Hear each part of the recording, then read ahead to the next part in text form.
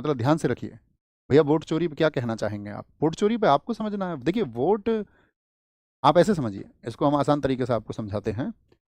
अ, आपने फसल बोई, तो जब आप फसल बोते हैं तो आप चाहते हैं ना कि फसल अच्छी पैदा हो।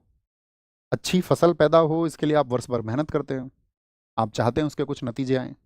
अब उसके जो नतीजे आने हैं, अब आपका जो फल है वो यानी कि जो आपने अनाज पैदा किया उसको कोई लेके भाग जाए। तो यानी कि देखिए लोकतंत्र की सबसे बड़ी शक्ति क्या है? लोकतंत्र की सबसे बड़ी शक्ति है वोट। और सबसे बड़ी शक्ति यदि वोट है और उस वोट को चोरी कर लिया जाए, तो यानी कि आपकी शक्ति आपसे छीन ली गई है।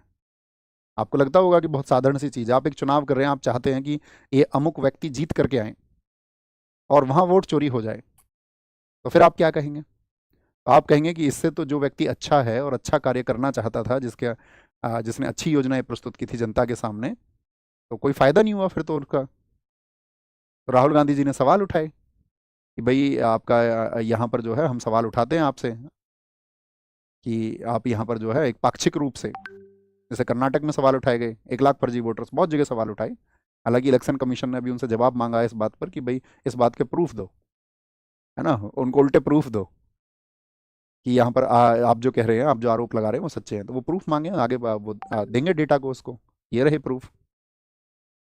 और उपचुनावों में आप देखिए अभी जो सब इलेक्शंस होते हैं तो उनकी हकीकत तो सबके सामने है ही।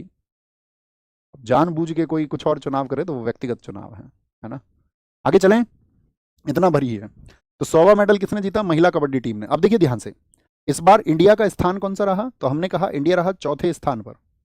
कौन सा स्थान रहा इंडिया का? बहुत इंपॉर्टेंट है। हमारे 107 मेडल हैं, 28 हमारे गोल्ड हैं। क्या बोलोगे? 107 मेडल हैं और गोल्ड कितने? 28 गोल्ड।